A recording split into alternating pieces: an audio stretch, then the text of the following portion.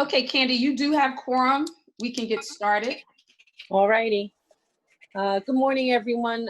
Please rise. Ms. Tuck, will you please lead us in the pledge? Yes.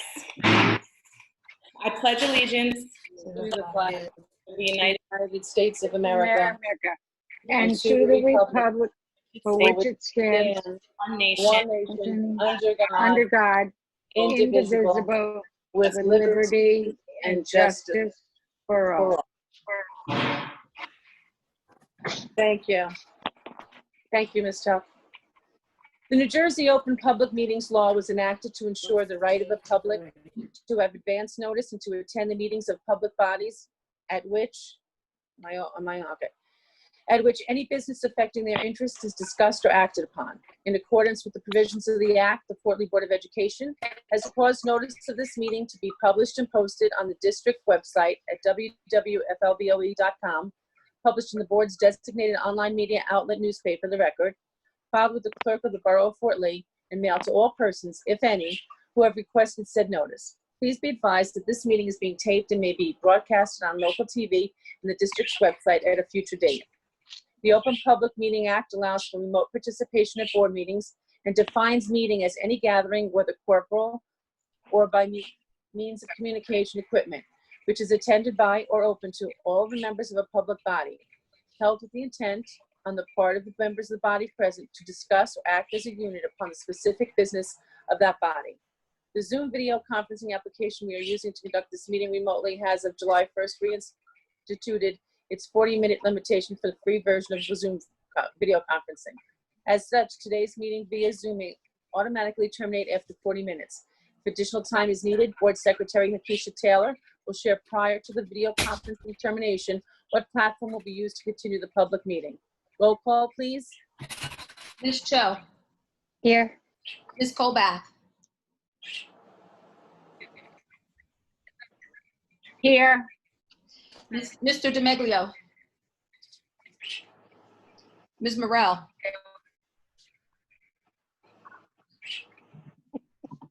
Ms. Richter, here. Ms. Ramba, Here. Mr. Rubino. I saw Mr. Rubino. I think he's muted. He's on mute. Okay, I will count him as here. Ms. Tuck, Here. thank you. Yeah. Ms. Hans Silver. You have quorum. Thank you. Mr. Rhoda, will you begin by sharing a summary of the guidance issued regarding the reopening of schools in September? Thank you, Ms. Ramba. Good morning, everyone. I sent you a document earlier today just to give you some of the highlights that came out of the DOE guidance that was issued on Friday. So there's just a few, there's a lot of information in there. It's 104 pages of information. So I'm just going to pull out some pieces that I thought were really important that are going to guide us because there is some redundancy in the report. They repeat themselves in some sections. But just to go over some of the major points, as of now, there is going to be no change or accommodations with the New Jersey Student Learning Standards. So teachers will be held accountable in maintaining the standards that we have been using. We will be maintaining a minimum 4-hour school day. That hasn't been changed. We will be maintaining the 180 days of required schooling for all students. Specific emphasis on the social distancing, 6 feet apart, if possible. And that was something we saw throughout the report, that they're emphasizing social distancing regulations, if possible and feasible for the district. And that's something we will need to look at very carefully. The specific statement said some form of in-person instruction is mandated to take place in every school.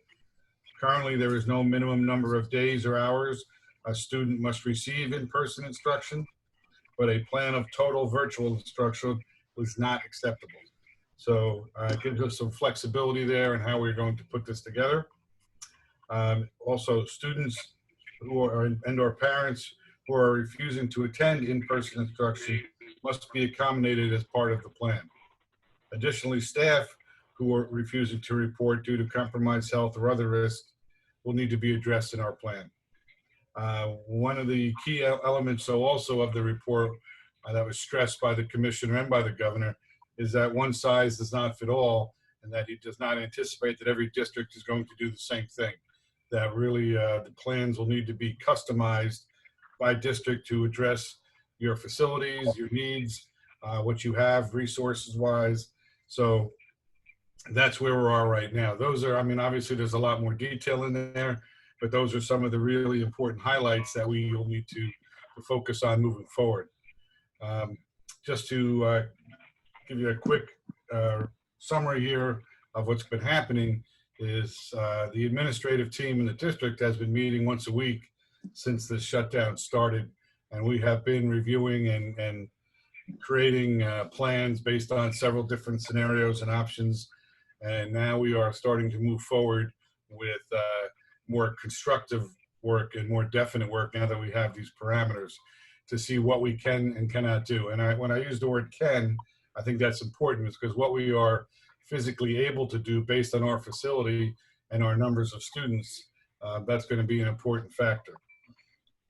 So we've been meeting, actually I'll be meeting later today with a group of teachers who will volunteer to work on the reopening committee.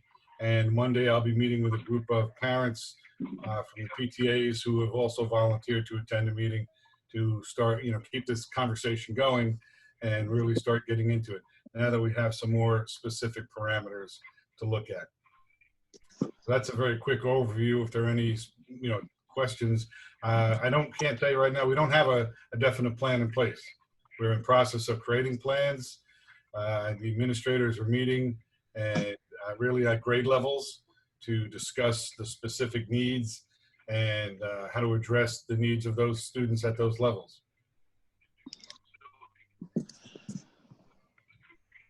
So I don't know if there are questions from board members.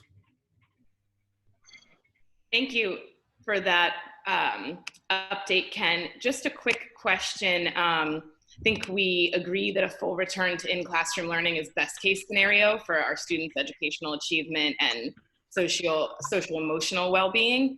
That said, as you mentioned, that there might be some parents, some students, as well as some teachers who will not feel comfortable returning to the classroom.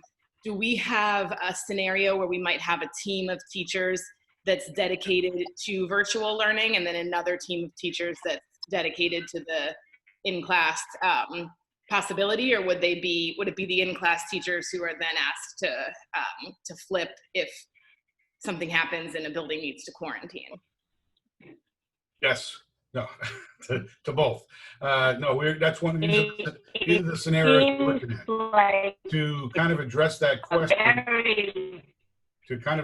question, there will be a survey going out to parents today, and it's going to ask them, their comfort level about returning in certain other conditions. And I encourage all of you who are at this meeting right now, please fill out the survey and return it. It's a simple Google survey.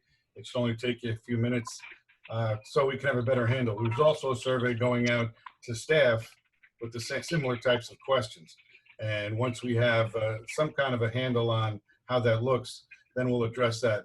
Obviously, yes, we'll make accommodations. It could be teachers dedicated to online learning to address that need, or it could be teachers in the classroom with some students live and some students remote, and the teachers live streaming or broadcasting basically from their class to address that. So we're right now entertaining several scenarios.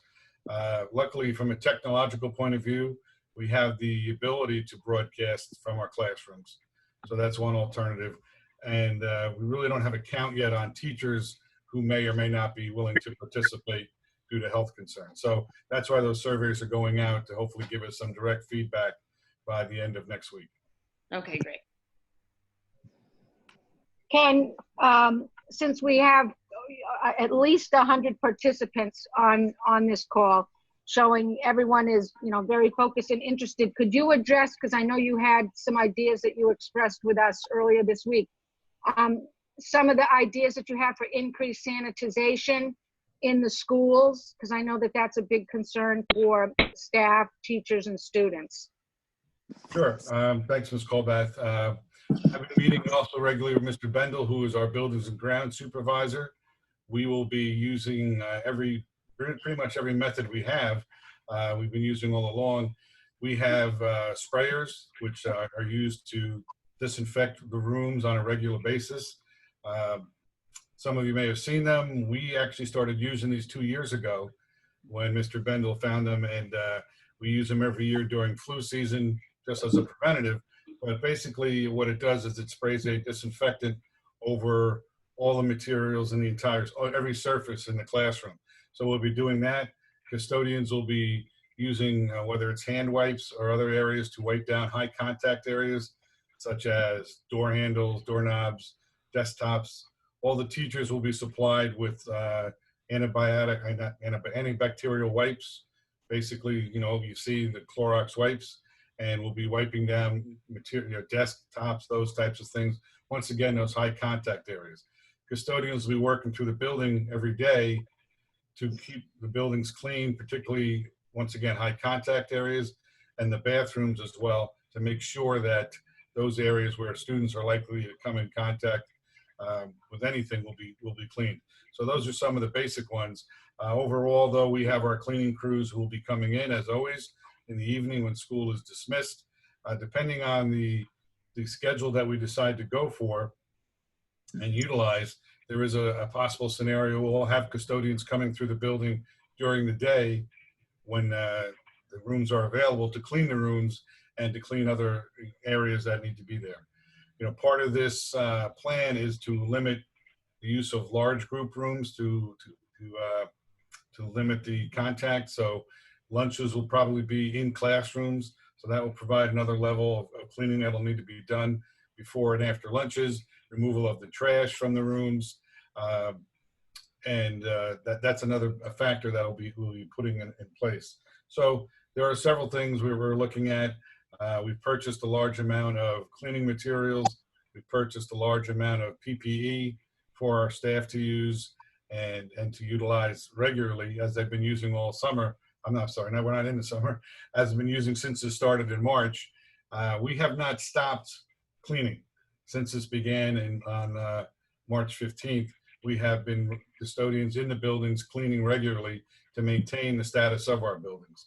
So we hopefully with that thing we'll move forward and be able to keep addressing any needs that come up.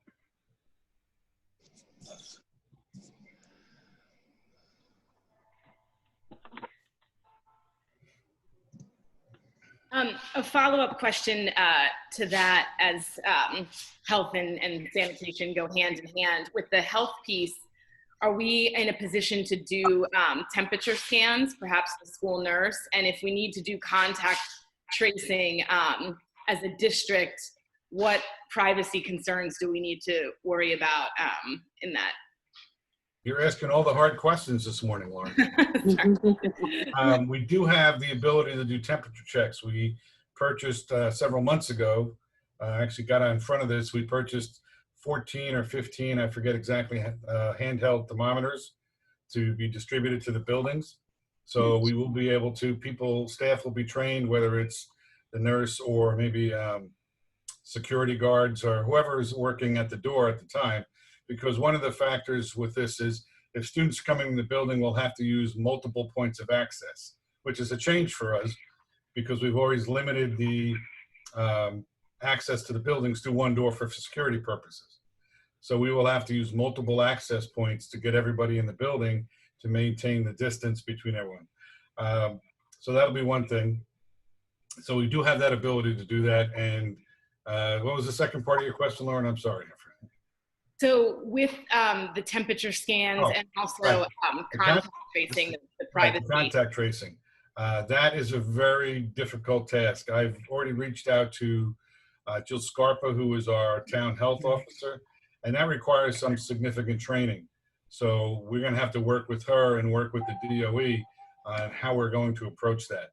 As of now, the biggest question that I've seen from my colleagues across the state is the question, I mean, there are hundreds and hundreds of questions back to the DOE in regards to their information. But one of the primary things that everyone is focusing on is that we have not been given any direction about medical response to a positive test or contact from a student or a staff member. And we are educators, we're not medical professionals. So we were looking for some specific direction on how we would respond if a student is exposed in his family or private life, and maybe either just exposed or test positive, and to what degree do we have to respond. So the contact tracing is something that we are not prepared to do. We will have to have some training. I know that I believe it is the one group, I can't remember, I think it might be Homeland Security, has an online contact tracing program that people can go and get trained in. So there is a protocol that we'll have to follow. But as of now, we don't have staff that have been trained in that protocol. But that is something, based on the direction we get from the county health official, the state health officials, and our own health officer, which way we go with that. Ken, on the parent survey, when does that need to be submitted so that people can make it a priority? I'm hoping to send that out today, and I will put a date on it. I'm going to ask for the end of next week. Okay. It'll give some people some time to actually get it and take a chance to do it. I think that a week should be long enough. And Ken, that'll be on our website? Yes. Ken, can you hear me? Yes, Holly. Okay. Regarding K through 4, as far as elementary is concerned, because they don't rotate in the course of the day, how are we going to figure out the square footage and how many kids can be in each class? Well, we've measured every classroom in the building, in the district, I should say, and calculated that. And based on the number that the DOE recommends, it'll be very, very challenging for us to meet that. Because right now, they're recommending 113 square foot distance for each student. And our classrooms average about 800 square feet. So that gives us roughly 7 students in a room if we do that. Oh my God. Yeah, that's the problem. However, if you read through the document, you'll see that there are a lot of ifs in there. And it says, if possible, if you can do this, if it's feasible. I don't know that it's feasible for us to maintain 7 students in a classroom, but it does allow you to, utilize more students in a room if you take other precautions and if you use other things. And one of the simple things, and not simple, but one of the things they're saying is wearing a mask. If students wear a mask, then social distancing regulations do not have to be adhered to exactly to 6 feet. If the student is at their desk working, they can remove their mask. But if they get up, for example, if they get up to, sharpen a pencil, they have to put a mask on. As long as they're at their desk working by themselves, they could, take their mask off and do that. One of the things we're in the process of working on also is that some of our classroom furniture, we've been for years moving towards not having traditional rows of students and desks, using tables, using circles, those types of setups. And, that's one of the issues. So we're looking at that, seeing what we have to move and what we'll have to do. We're also, we met with a vendor yesterday, and also Mr. Bendel met with a vendor earlier in the week to look at plexiglass shields and installing them. To see what we need to put in, so to allow us to have a few more students in the classroom. I don't think we will ever have, the possibility of having 20 students in a room again, but we'll do some other things that way. We're looking through those numbers now, and that's the question of feasibility. What can we do safely that will still allow us to teach?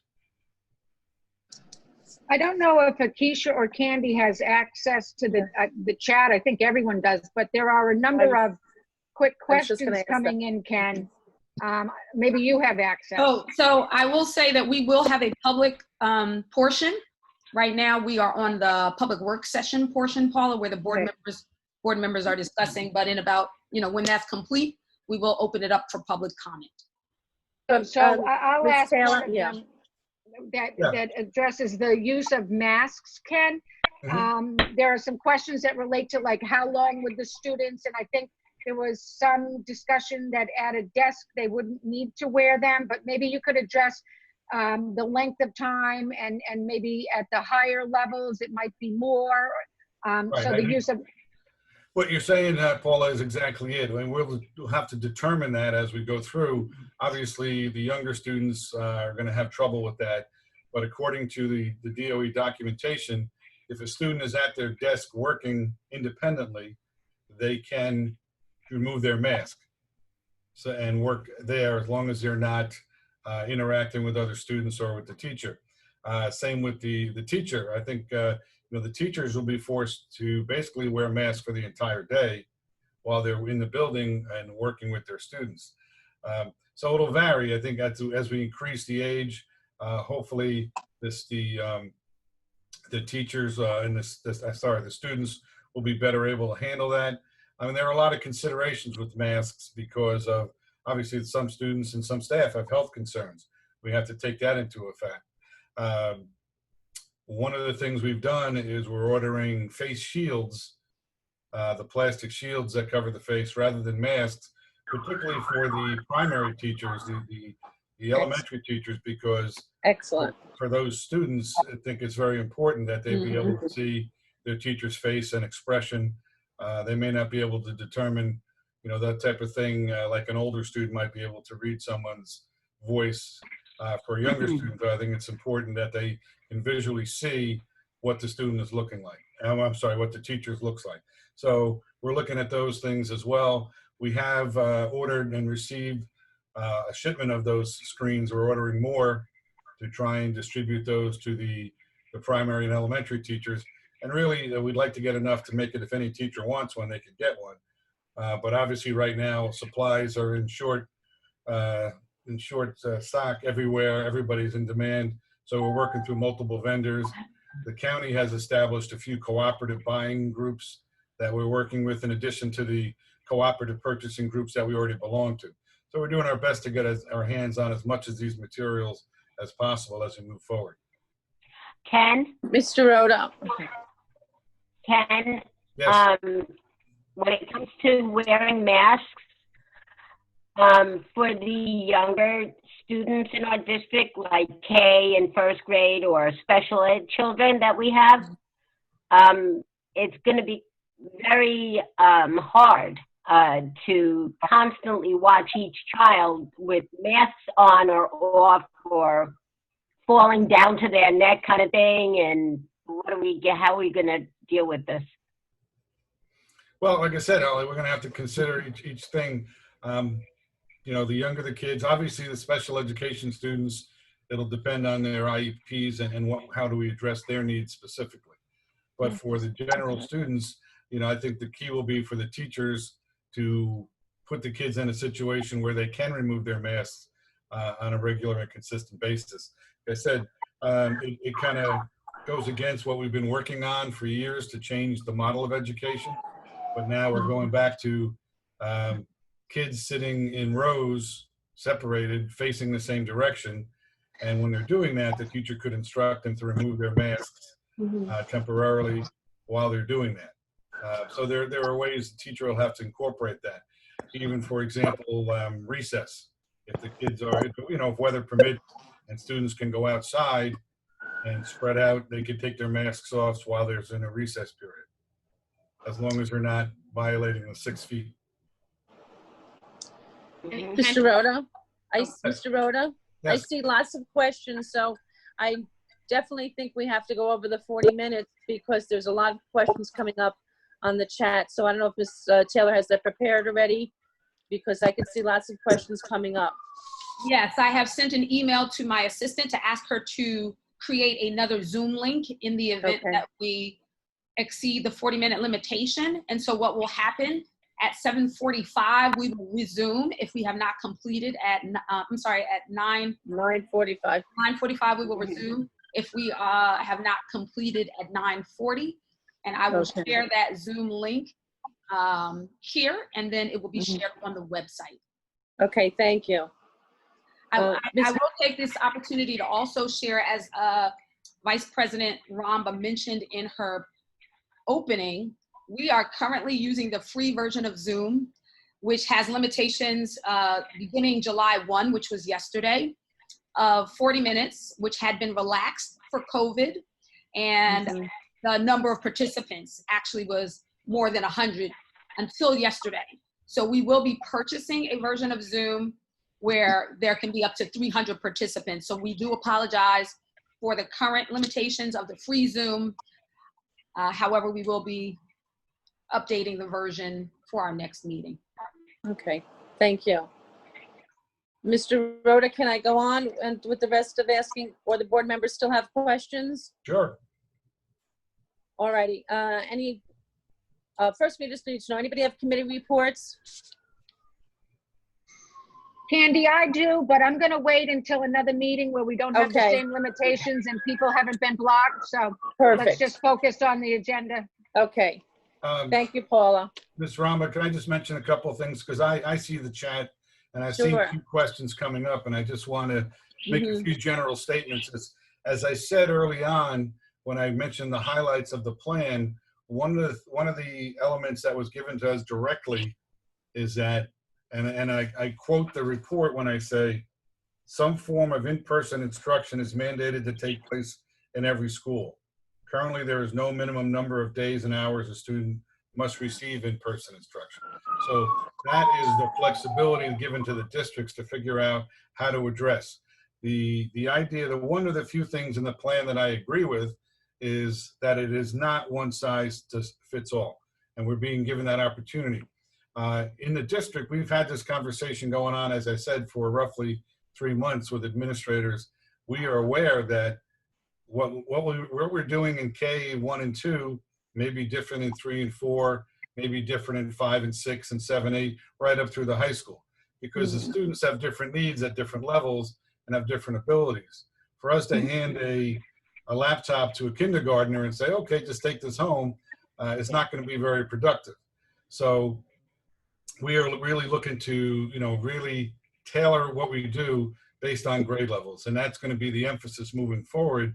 When we have our committee meetings, we're going to be focusing on looking at the specific grade level needs and how we address that. Secondly, I saw a lot of questions regarding, I think, school, not refusal, but students not coming. And one of the things I mentioned earlier is that we were told very specifically, students and parents who do not feel comfortable, who are refusing to attend in-school instruction must be accommodated through the plan. So we will need to have a remote online instructional model prepared for parents and students who are not comfortable coming into the buildings on a daily basis or on a rotating basis, depending on which plan we go with. But as I said, I think we have to be very open-minded about this. And what I mean by that is, as we all know, this is an unprecedented thing. I could tell you for myself, 35 years in education, I've never faced anything like this before. So we are working through that. But I think the customization is the key. The ability to address different students at different levels in different ways. It may be the amount of time they're in the building, it may be, how we do that. I think one of the points of emphasis in the report was also to focus instructional time, direct instructional times, on our students who need it the most. And that means our classified special education students, our English language learners, other students who may be at risk. So we're going to be focusing on them, as well as the elementary students who will need more face-to-face time with their teachers. And that's another point of emphasis that we're working as we develop these plans. So I saw a bunch of questions related to those things. I saw also a bunch of questions about masks. That is still in the work for what the governor has said. We must wear masks, we want social distancing. We are getting as many masks right now. We've already purchased about, I believe, 8,000 masks for student use and staff use. We've purchased reusable masks, the cloth ones that can be washed and disinfected. So we have those things in stock. We're obviously going to be purchasing more as we move forward, and we're going to try and be as, as prepared as we can on every front. Ken? Yes. It's Holly. So I have to tell you, I was waiting for the governor's plan to come down because I was hoping that there would be more answers, more of a definite scenario, and it's very disappointing because it's so in my words very loosey goosey. It's kind of like open. It's just like a shell of a plan, and so I'm wondering how is this going to affect us, being that there's no definites or definitives of what we have to do and how many, extra teachers or custodians or masks or what have you that we have to purchase or hire or what have you. How is this going to affect us in a budgetary way, being that there's no definitive plan? Yeah, and I will tell you, Holly, that from the governor and the commissioner of education, they are stressing the fact that they didn't make definitive plans because they wanted to give districts flexibility. So while they'll say, you can only have so many students in a room or you have to maintain this distance, how you do it is up to you to figure out.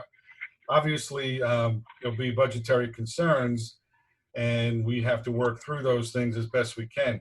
One of the things we're talking about also is purchasing more devices, whether they be laptops, Chromebooks, whatever else it is, to expand the number of students that we distribute those to, hopefully going down to include the 5th and 6th grade students as well. So, excuse me. Yeah, there's a lot of extras.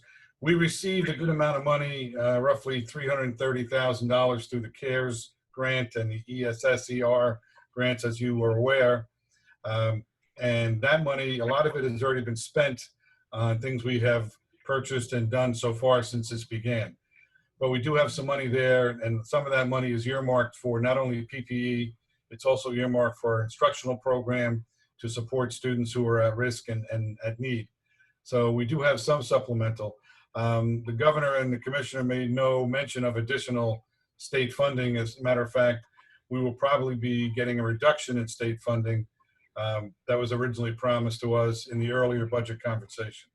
So one of the promising, though, pieces of legislation, and I've discussed this with Ms. Taylor, obviously, is that there are bills pending that will allow districts to utilize their reserves accounts, emergency reserves, to basically pay some operating expenses. So through this last several years, Ms. Taylor has done an exceptional job of building up our reserve accounts. So we do have emergency funding. Usually it's for maintenance and capital, basically the roof leaks, those type of things. But we hopefully will be able to utilize some of those assets we have to cover some of these additional costs that were obviously unbudgeted for last October and November. All righty. Ms. Taylor, should I do my motion since we only have 5 minutes left? Well, what I would suggest is that you continue, Ms. Ramba, only because I'm not quite sure that we will be cut off. Again, we are creating another Zoom link as we speak. So I will just jump in and interrupt you when I get that link. All right. But if all else fails, if participants can go to the website for the new Zoom link, if we are disconnected. It may allow us more than 40 minutes because it's the first day, but if it does not, again, please go to the Fort Lee website to get the new Zoom link to resume the meeting. All righty. So Keisha, people are asking if you could post it in the chat so that they could just click it. Is there a way to post the new link in the chat? Yes. She is going to copy me on it, and I will do that. Thank you. all righty. Then may I have a motion to open the floor to the public? Motion. Motion Morel, Second, Colbath. second Colbath. Thank you. All in favor? Aye. Any opposed? Okay. Board Secretary Hakisha Taylor will share how public comment session will be conducted. Good morning. I think you are all pretty familiar However, there is a participants section in the bottom of your Zoom link. Select the participants icon, and then select raise hand. I will unmute you and lower your hand to speak. Are there any public members who wish to have public comment? Please limit your comments to 3 minutes or less, as we have 100 participants today. The first question will come from Steph Maharis. I'm going to unmute you and lower your hand. Steph? Okay, I'm going to move on. I do not hear Steph Maharis. I'm going to go with Julene. I'm going to unmute you and lower your hand. Hi guys, it's Julene. Hope all is well. I'm just gonna hop on a work call. I just wanted to let you know I'm extremely impressed by what you're saying.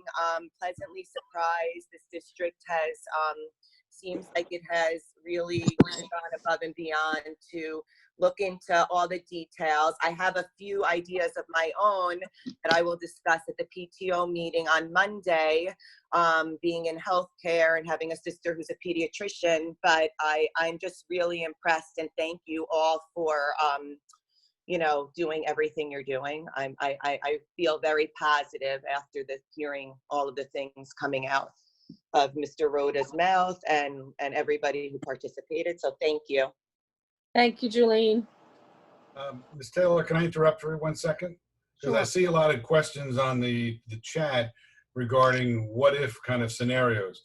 Everything we're saying is based upon conditions as they exist right now. If there is a spike in cases, if there is a resurgence of the virus, the state will issue new directives. That was also very clear in the plan. Right at the beginning, the governor and the Commissioner of Education made it very, very clear that all districts must be ready to move to totally remote instruction if our situation dictates that. So that is what we were doing. We will follow the guidance and the direction of the DOE and the governor's office on that. If they tell us once again, you need to close, then we will close and go remote. We are prepared for that. We have plans in place for that. And we'll move forward with that. So I know I see some questions regarding that.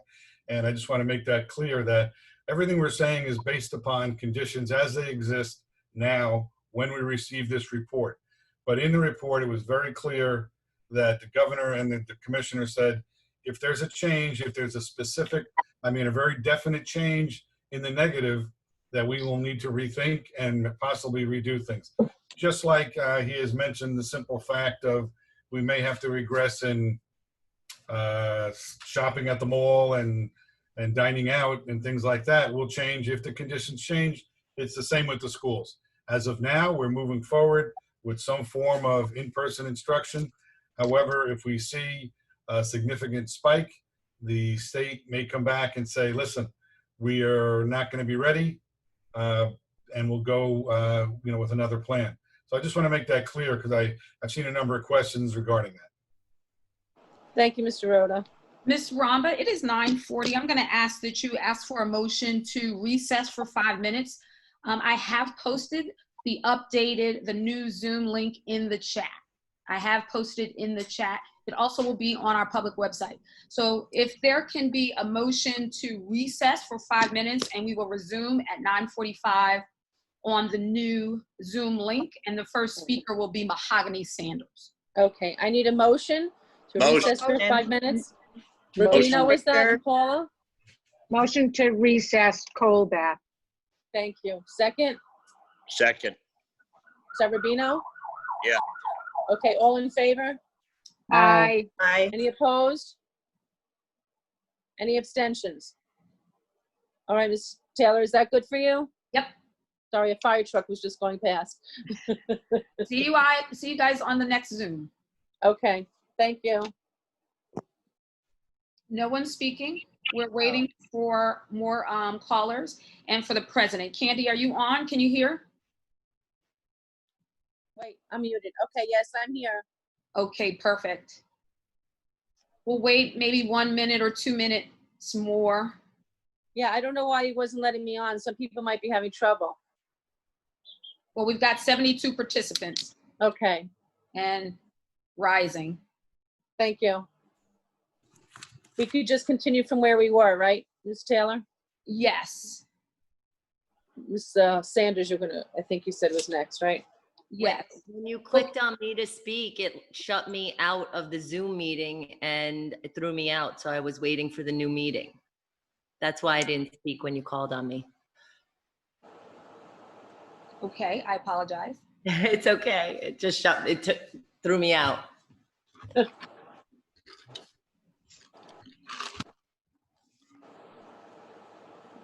And just to let you know, Ms. Taylor, Mahogany is under Mark Huberman for right now. Okay, thank you. Okay. Ms. Sanders. So Vice President Romba, we have 84 participants, so we will continue. Ms. Sanders, Okay. you have the floor. Please limit your comments to 3 minutes.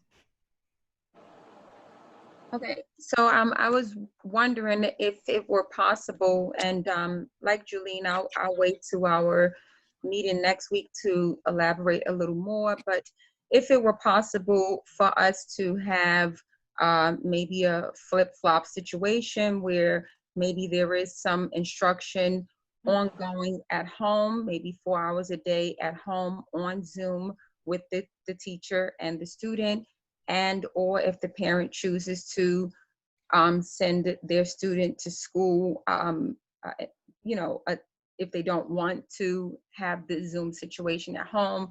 But this way, at least, I think Ken maybe mentioned the live streaming, but if not live streaming, at least a teacher who is having the Zoom situation, whether it be for students with IEPs or special needs or else.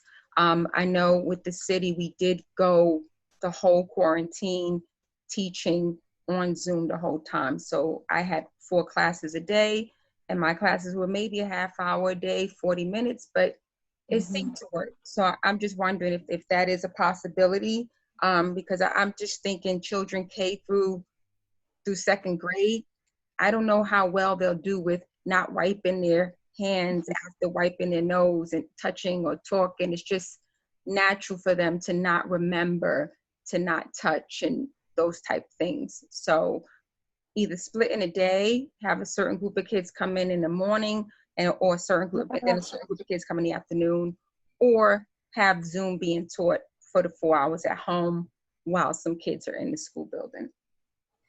And Ms. Sanders, exactly your point. We are considering multiple scenarios and multiple options based on the grade level of kids.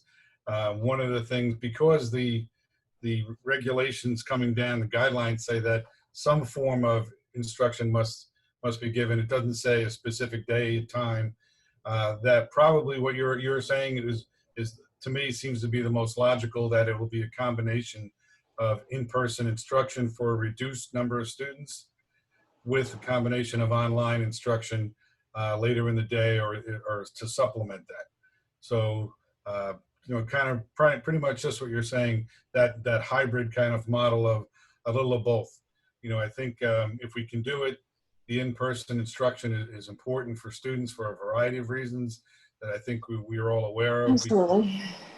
But I also think some of the other factors, like you're saying, the younger the kid, the more difficult it'll be to maintain certain aspects of hygiene and cleanliness.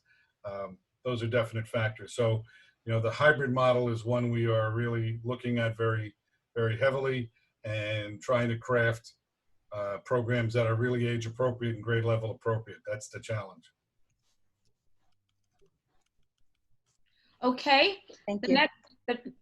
Thank you, Ms. Sanders. The next comment will be Steph Maharis.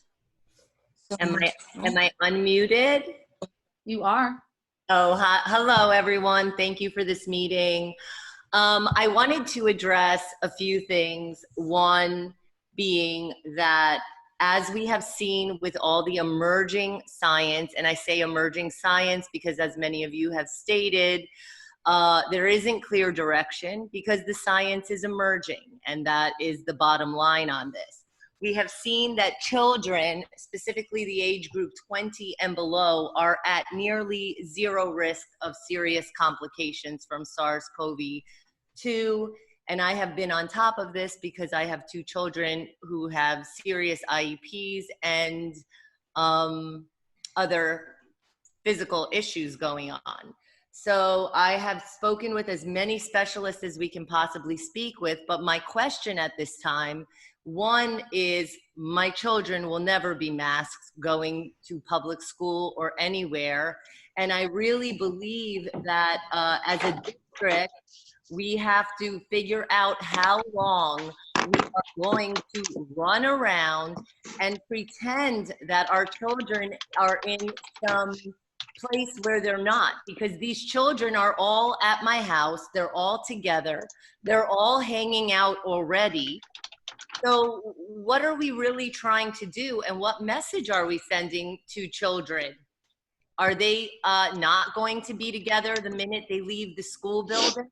I mean, there's almost like a mental breakdown of thought.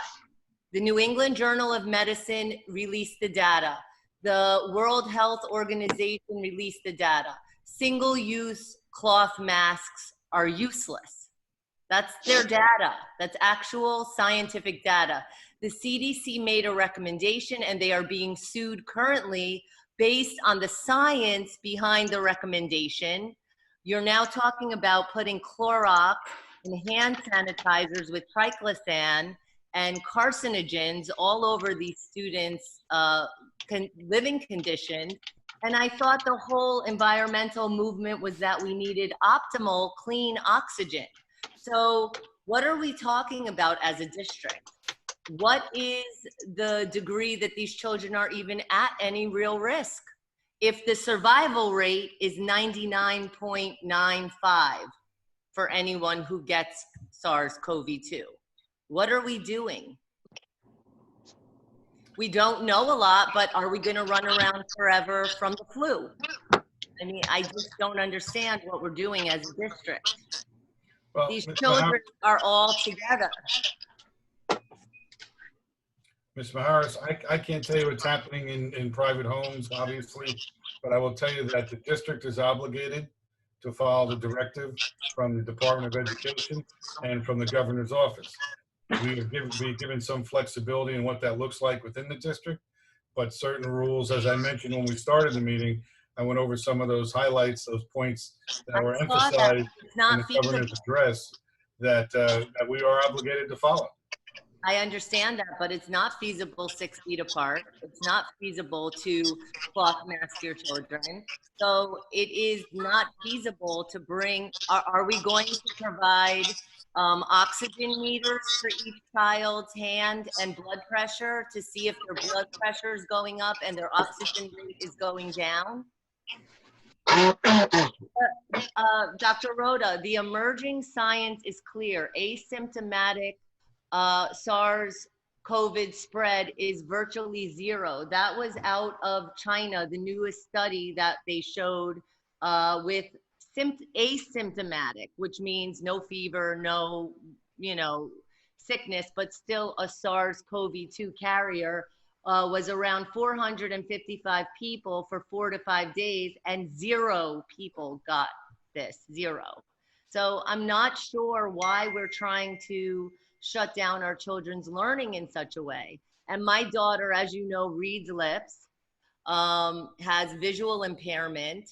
And so my child, it's been very, very difficult online for her because she cannot follow or track the lines, yet she's an A student. And most teachers would tell you she is an amazing student. So why should she be penalized? Or are they giving us back our school tax dollars? Ms. Maharis, let me just tell you, like I said, we are obligated to follow the directives we receive and put those into place. Every parent has to make a decision. I'm a parent, you're a parent. Yes. We all had to make decisions regarding multiple things with our kids. And this is just a much harder decision for a lot of parents, a much more difficult decision. So parents will have to make the choice what they want to do. we will be following the directives until they are changed. And the way things are going, they may change. You know, the governor said that as well. He announced last Friday these regulations, these guidelines. And one of the things he said was they are obviously subject to change as we progress through the next couple of weeks. So by September, we may be having an entirely different conversation, unfortunately, which is quite a challenge to me and my colleagues and the staff in the district. But for right now, we are obligated to do those things, and parents will have to make individual choices regarding, you know, what they feel comfortable with for their children, one way or the other. And I respect your opinion, but you know, our hands are tied in fact that we must follow these regulations. Yeah, I just wanted to state that we saw the largest protest in New Jersey and New York. I was down at the New York protest. Some people had masks, a lot of people didn't. We've seen the numbers in New York City decline. I think Cuomo yesterday said 56,000 tested, only 500. So obviously something's going on, and we see California's been locked down since day one, and their numbers are going up. So I think that, you know, it's one thing to worry about health. It's another thing to obstruct learning, harm our teacher-student relationships, put the burden on teachers, put the burden on you when the science is very unclear, and we cannot make mandates for people based on science that is not there. It's just, to me, that's how I feel as a parent.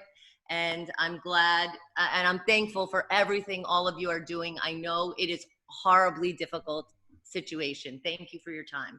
Okay, I respect your opinion, and like I said, I think this is a parental decision. This is one of the reasons you get the big bucks to be a parent.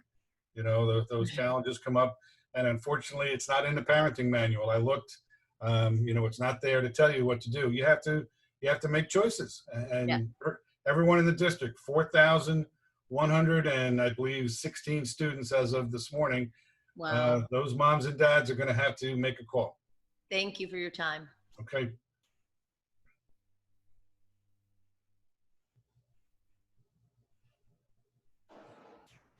Ms. Taylor?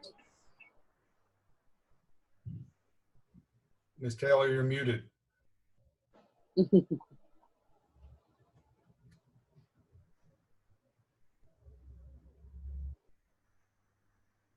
Candy, do you want to call someone whose hand? Oh, here she is. Yeah, she's here. Sorry about that. I have Holly on my phone listening. She was unable to get in, so she is listening on my business phone. The next person to speak will be Zhenya Antic. I'm lowering your hand now. Please limit your comments to 3 minutes. We have several participants and want to get to all of them. Hi, thank you so much for your time. And actually, although I do share some of the concerns of the previous speaker, I really appreciate the work of the board and that you're trying to be flexible in accommodating and trying to have the students not wear masks all day. I have two questions. One is a short one, which is, will the students be able to wear face shields and not masks? And the other question is about remote learning. So my son is in 5th grade, and actually he went back to school in September, back from homeschooling. And I felt that the remote learning wasn't working out very well. First of all, there was no real teaching. It was just giving assignments, and he was supposed to just do the assignments. And the second thing is that he was getting lost in all the Google Classroom assignments. There were too many of them. It was overwhelming. And every day I was receiving emails missing this, missing that. And it was just really hard to keep up. So do you think you will have teaching over Zoom for those who cannot attend, for instance, if they're in quarantine, or if there is like another lockdown? Do you think you will have that and maybe somehow reduce the amount of information coming in from all different sources? Thank you. That's it. I'll tell you, number one is, and I say masks, but in the regulation guidelines, it says face covering. So I think if a student were to wear a shield, that would be appropriate as well, as far as my understanding, because it says face coverings and masks. So I would assume that if it's good for a staff member, it's good for a student as well. Number two is if you recall, when all this started in March, this was supposed to be a 2-week break, and then it became 4 weeks, and then, then it became the rest of the year. So we put some things in place, and we learned through that. If we are in a remote learning situation in September, one of the things that I've been working on with the administrator since it started is how to make that better. And there'll be much more structure involved to any future remote instruction. It'll be much more structured, much more direct online instruction as opposed to recorded work and things like that. So yeah, there'll be significant changes to the model. March kind of caught us all a little off guard. We figured we could handle this for 2 weeks and get it done. And then more came out. I think our staff did an exceptional job as far as their skills and how they changed over the course of 3 months and what they learned and what they taught each other, which was very fun to see. But yeah, there'll be some real structural changes in how we do it if we are in a remote instructional environment. Great, thank you so much.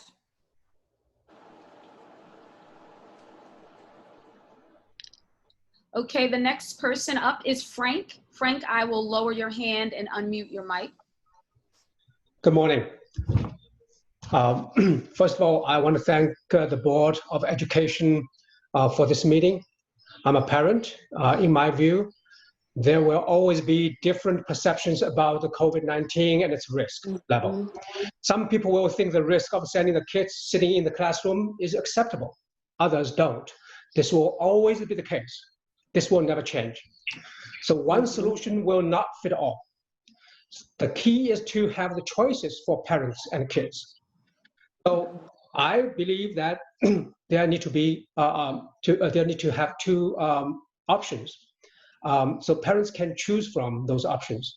So I think one option, right, is say, okay, having the kids sitting in the classroom, and the other options is, for those parents to keep the kids at home and learning, doing the remote learning.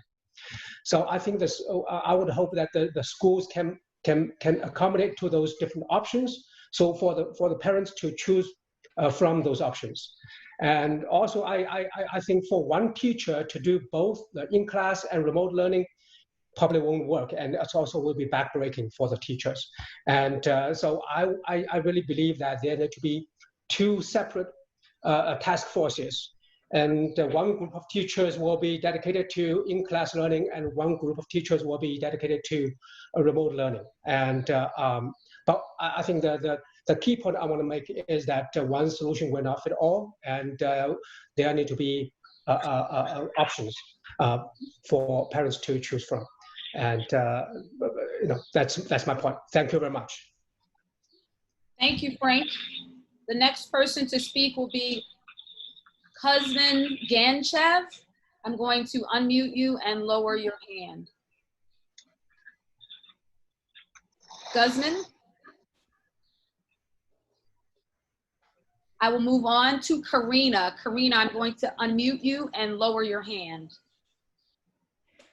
Hi, everyone. Thank you for having this meeting for us to share our share board and also for us to share comments. First of all, I have a daughter that will be entering kindergarten this year. I just have a question about the registration office, like how to best reach them, because I have submitted my application and no one has responded to me, and it's getting close to September. So I'm concerned if the communication will get to me in a timely manner. And also I thought that, I also have a question about after school. Have we thought about if after school will carry on during our next school year? That's all I have. Good, I can answer those, that's great. Number one, if you are not having any luck getting through the registration office, just email me directly and I will follow up with that. And my email is on the website, krota@flboe.com. We are in a situation in the central office, I don't want to belabor it, but our registrar, Ms. Frate, retired just at the end of June.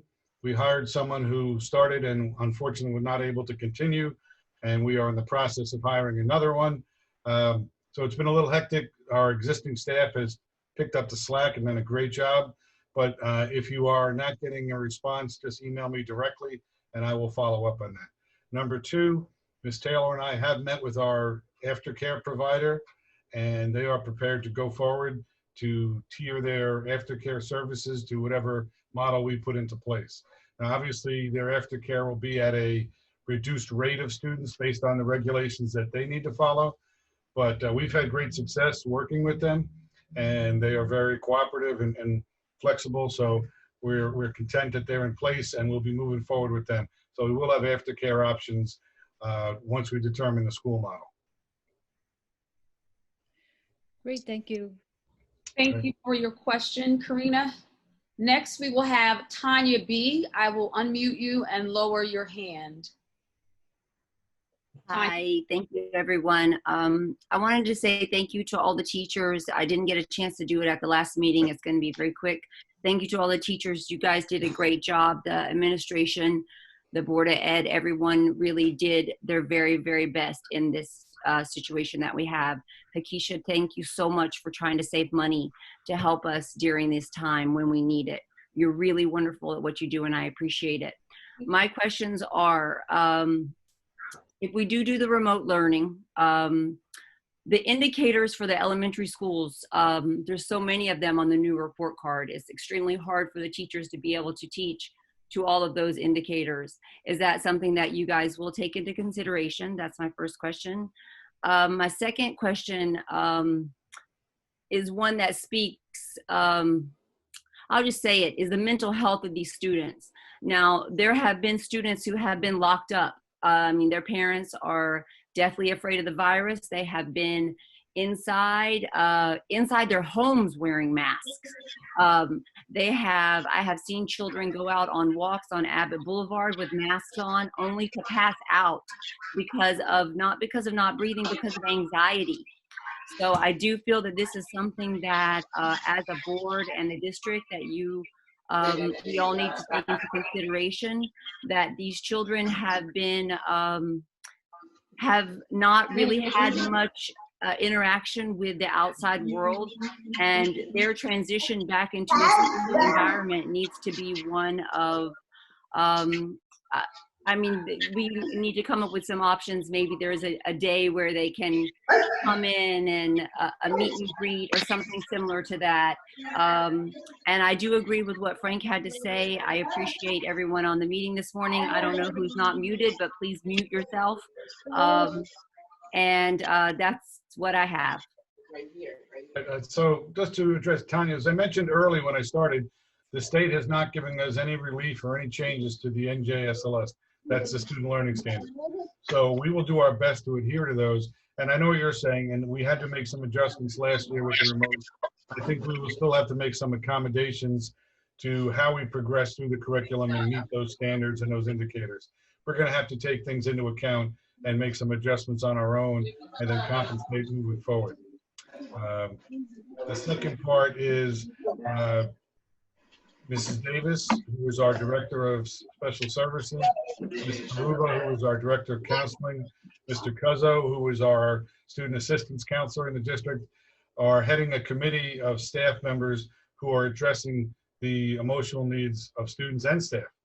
And that's specifically their goal, their task is to address what you're talking about, because we are well aware that that is a huge issue with the students, the anxiety of coming back, because unfortunately a lot of them have been watching the news and hear things, but also the anxiety with the staff as well. You know, so we are going to do our best to be prepared on multiple levels there. But we do have a group of professionals who are working at that. And luckily there are countless number of resources out there to share and for us to go to and utilize to address these needs. There's a lot of really good stuff that's been released by the county and the state, and also on a federal level by groups throughout the country. So we're going to be prepared for that aspect. Thank you, Mr. Rhoda. Thank you to everyone. Thank you, Tanya. The next person to speak is Victoria Kim. I'm going to unmute you and lower your hand. Hi, this is Victoria. I'm from School One, and I really appreciate all the effort and willingness to It customize says for. 99, Holly. I'm sorry. Oh, okay. Go ahead. And I would like to address. I think the hybrid option would be probably the best, or like the separate classes for remote learning and in class. But I think either way, I think quality of distance learning should be improved, much improved.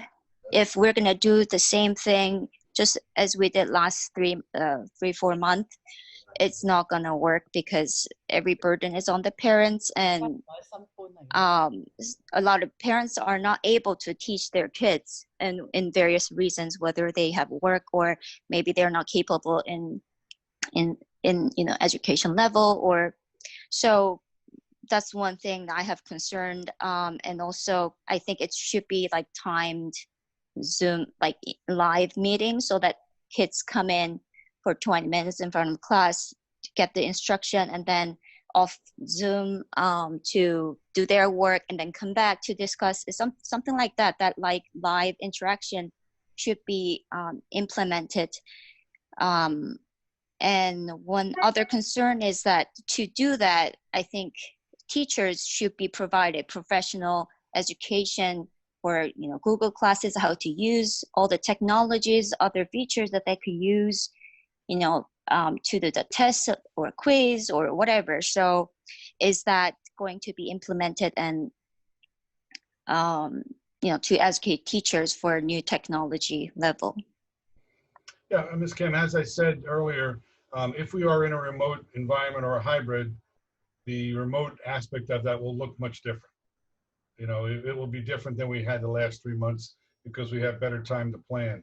And tied in with that is professional development that'll be ongoing through the summer. I've already had multiple conversations with the union leadership, and we are preparing to do online workshops for teachers that they can sign up for and participate in to learn, just like you're saying, the skills that we're talking about, and to enhance their skills. So we're working on that, and that will be happening this summer. If there is remote learning, it will be different in a different format and a different structure.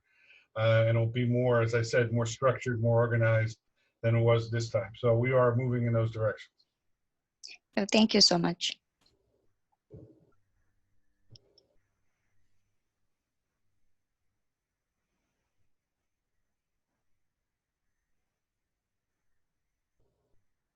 Hi, Keisha, you're on mute. I see your mouth, but you're on mute. Thank you. The next person to speak is Kuzmin Ganjev.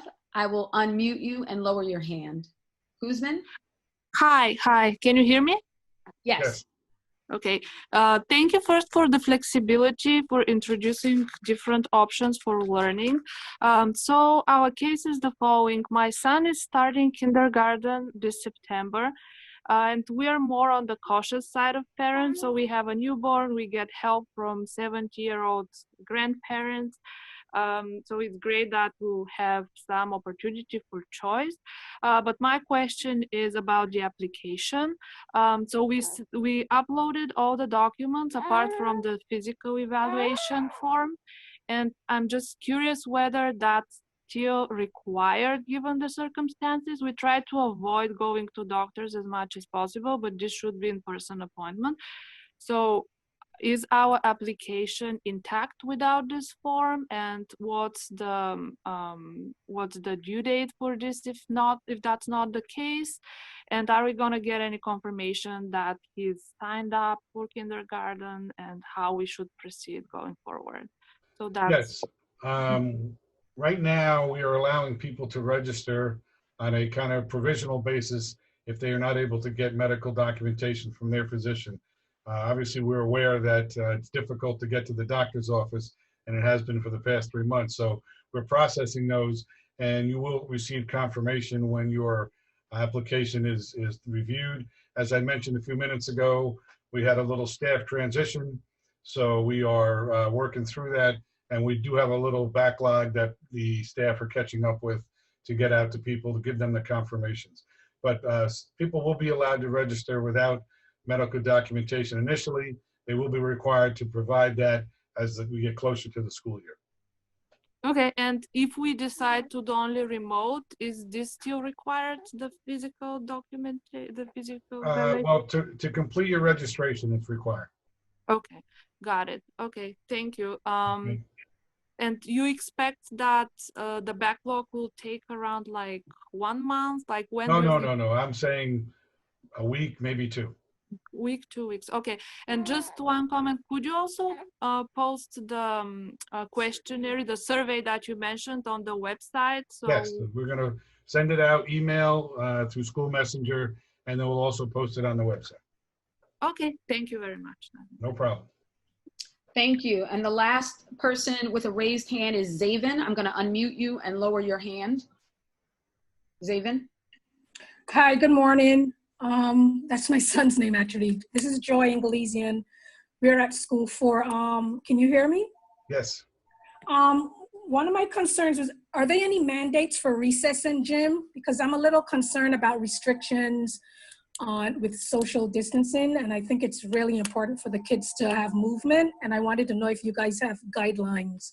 Yes, as I mentioned, the state is making us maintain the standards that we already have in place.